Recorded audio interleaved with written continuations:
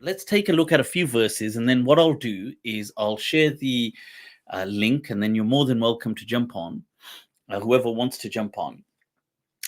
I was taking a look at Surah Al-Balad, and I thought, you know what, let's share this, share some thoughts on it. So just the first 10 verses, and focusing more so on the latter, that أعوذ بالله من الشيطان الرجيم بسم الله الرحمن الرحيم لا أقسم بهذا البلد.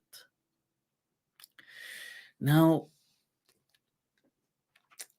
it's, you see, Allah is taking an oath, swearing by this sacred region. And that is, as most people feel, Makkah in this verse.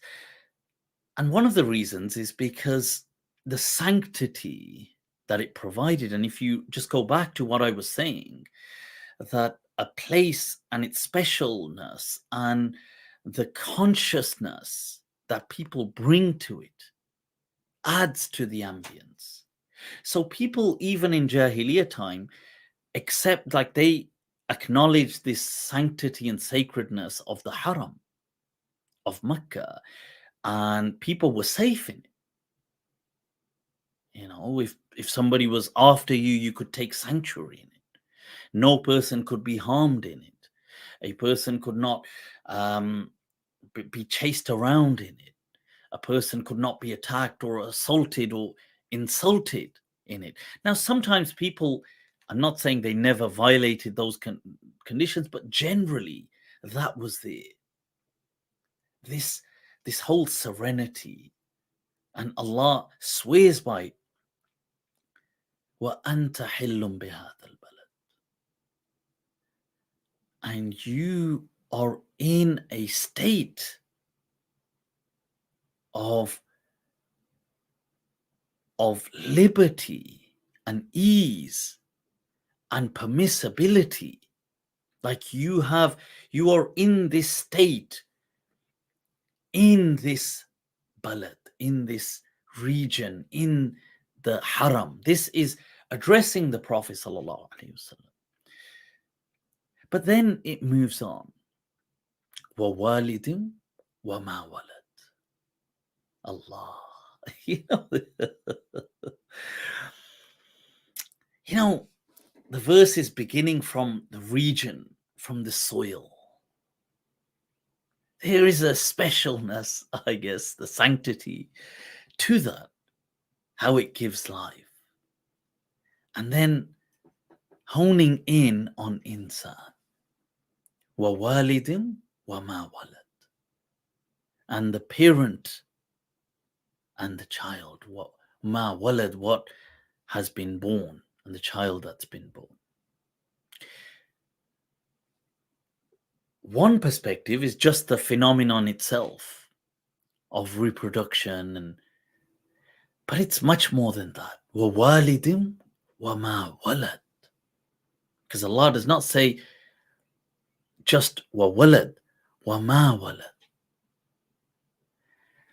The parent, by giving birth to the child, gives birth to more than just the child.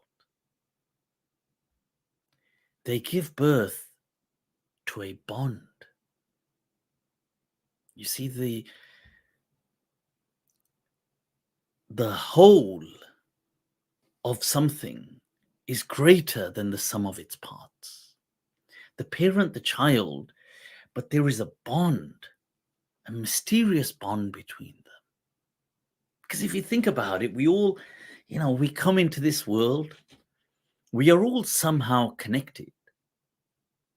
Yet we come as, in relation to one another, we appear on this stage of this arena, of this dunya. We are somebody's child, somebody's parent, somebody's sibling, we are placed in relation to one another. And with it, there is an overwhelming, profound sensation of this bond that can't be, that has in itself a sanctity that can't be violated. It's wow. You've gone from the balad with the consciousness, something that gives rise to this sacredness, the ease and liberty that is being felt in this soil, to the parent and not just the child, but the mysterious bond that is born with them. See, it is much greater than just what we see in nature. Something so spectacular. Because if you are to reduce it into words, what you see, it's sure you could try to rationalize, oh well, it's just, oh well, somebody has, given birth, so, but it's much, the words, they don't really describe the experience of the bond. And especially in that time, really in every time, but in that time where the kind of fraternity of relation was so important. لَقَدْ خَلَقْنَا الْإِنسَانَ فِي كَبَدٍ.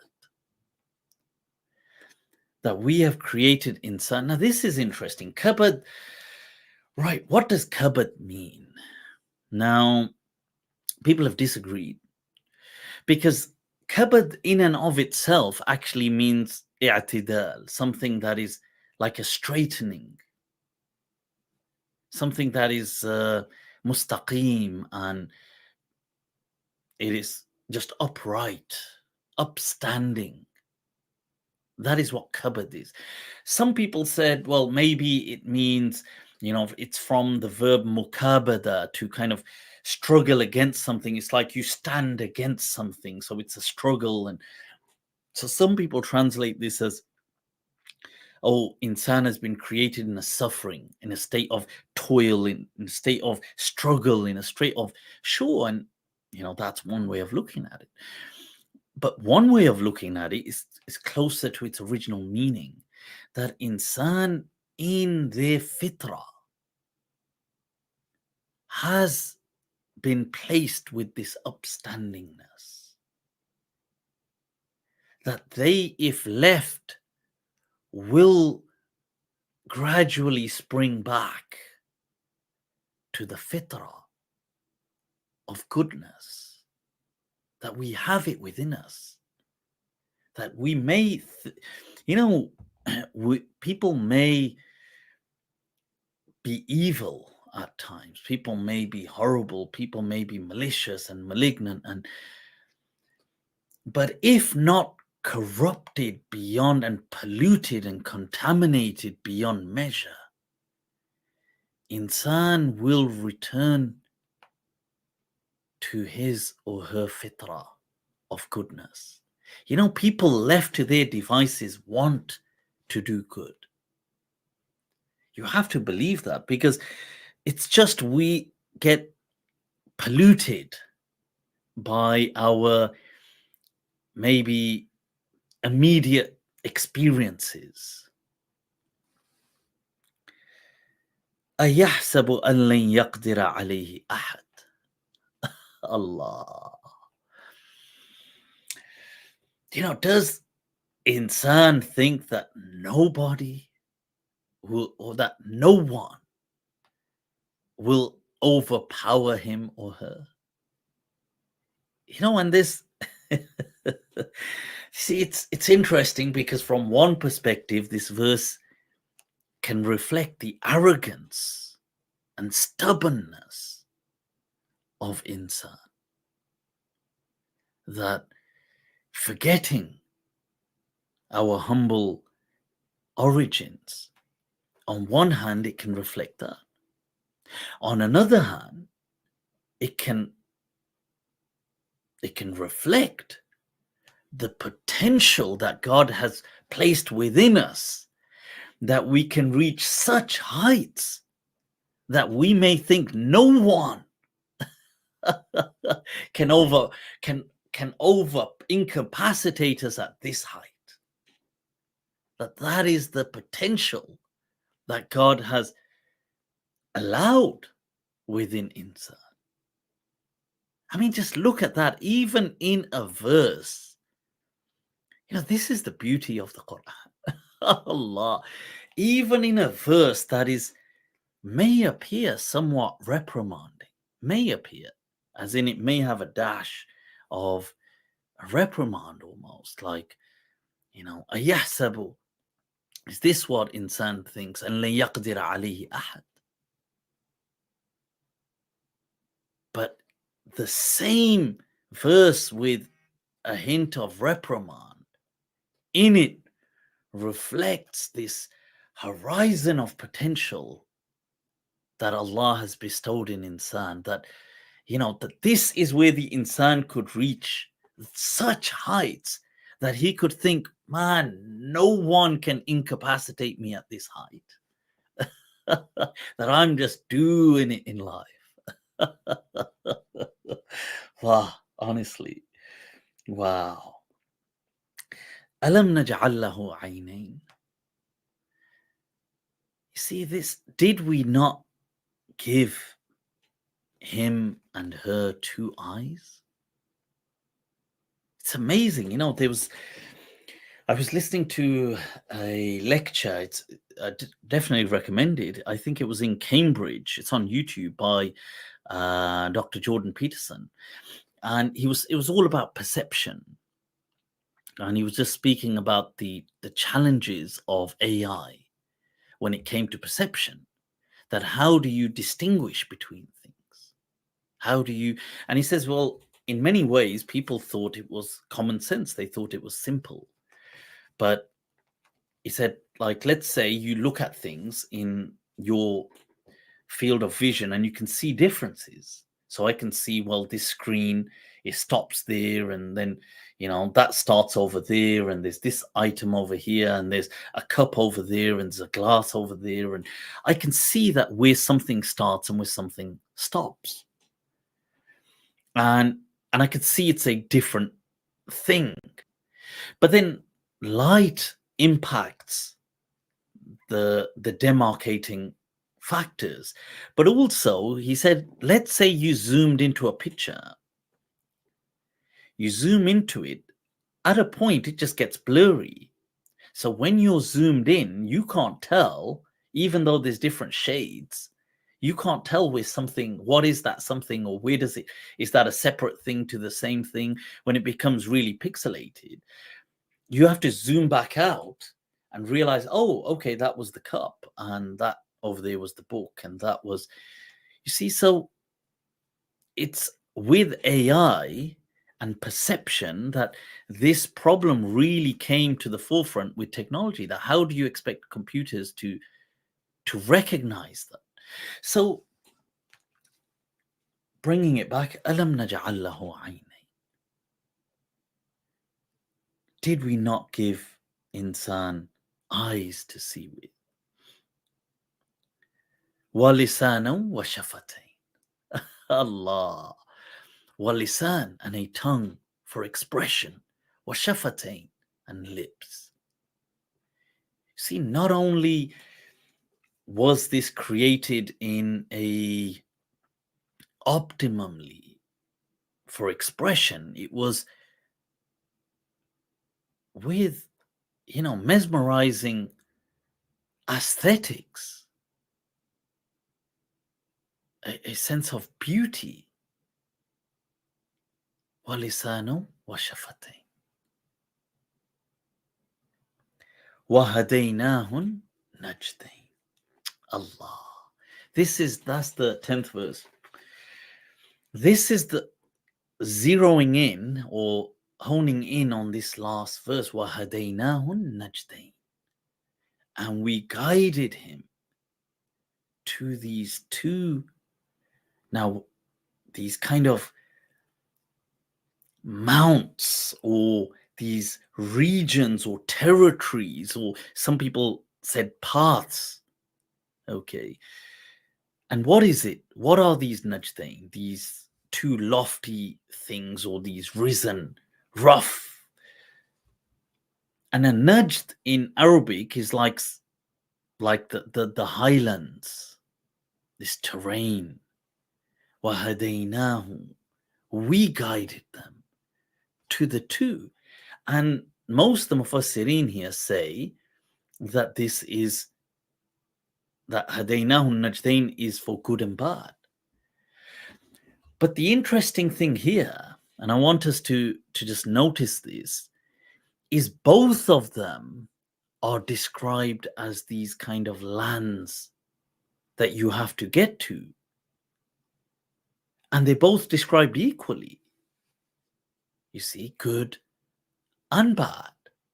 It's not, it's not in this sense that one is made so much, people may say, well, oh, it was difficult. It's difficult doing good things or helping people, or it's difficult. The other one is just as difficult. Just as difficult. هَدَيْنَاهُ النَّجْدَيْن. Maybe it's a different type of difficulty. Maybe it, it seems easy not to show compassion, not to show kindness, not to show, but maybe it doesn't. So for example, it saves on your time. Maybe it saves on your wealth. Maybe it saves on your whatever it is, on whatever is the object here that could have been used to help, or to, even if it was just a smile, even if it was just any form of compassion. But the opposite, even though you may think, oh, I saved something here, it may be more taxing and weighing down with a darkness from within. So I wanted to share these, but there was something I thought, when I was reading this, I thought it's amazing that there were certain ways to also see another understanding in some of these verses. And that was just going back to verse 4, لَقَدْ خَلَقْنَا الْإِنسَانَ فِي كَبَدٍ, that we created insan in this state where he can always come back. The voice is within him and her, that we have this within us. So sometimes in life, even if we're feeling so frustrated, so lost, so we just have to still the noise around us to listen in intuitively, that أَيَحْسَبُ أَن لَّن يَقْدِرَ عَلَيْهِ أَحَدٌ. So sorry, I had missed this verse when I was reading, that يَقُولُ أَهْلَكْتُ مَالًا لُبَدًا. You see, insan says, I have squandered so much wealth. أَيَحْسَبُ أَن لَّمْ يَرَهُ أَحَدٌ. That does he think, nobody, no one has seen him, and that God has. أَلَمْ نَجْعَلْ لَهُ عَيْنَيْنِ. But this, sorry, I'd missed these two verses out. Coming back to them, but another way to look at this as well is, in life, we may do something where maybe we've wasted our time on a certain project. Maybe somebody started a business and they've, it's a flop. They've tried, they've done this, they've done that. Maybe somebody started a particular area of interest in life and it just didn't work out. Maybe somebody started a relationship. Maybe somebody invested in something else. You see, يَقُولُ أَهْلَكْتُ مَالًا لُبَدًا. Insan may say, I've spent so much in this pursuit. I can't give it up. Let's say something has already hit failure, but you can't give it up in life because there is this stubborn tenacity that, what will people say? Or, I did all of this. I have to prove myself. I have to prove myself that I've, So here it says malan, and all kind. Mal can also be from your skill set. It can also be, that is also your wealth. Your time is also from your wealth. Your health is also from your wealth. A person could say, I've squandered so much of what I have in this. I need to prove it.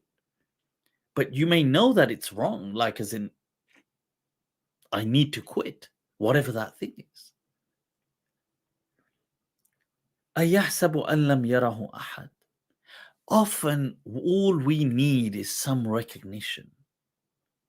And that's enough. Insan, that's how insan is. We want to be recognized sometimes for what we've done. So one way of looking at these verses, the other, what we've already covered in أَيَحْسَبُ أَن لَّمْ يَرَهُ أَحَدٌ, do they think that God didn't see them? That's if it was in a negative light. But one way to look at it is in a positive light. See, if nobody saw you whilst you tried, whilst you put your back into something, know that Allah did see you. The, the, the fact that you wanted somebody, you just wanted to know that somebody see me, that I did all of this effort. Allah saw you. That's enough.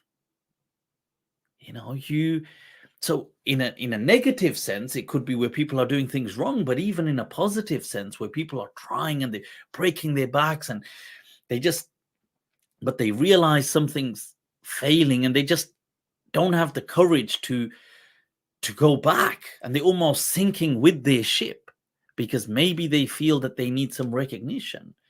This verse could be understood in that sense as well. It gives that intimation as well that Allah saw you. Hasbuk. It is, Hasbuk Allah. So wow. So this was something that I thought I was reading it and I thought, let me share it with you guys. I hope it's of some help.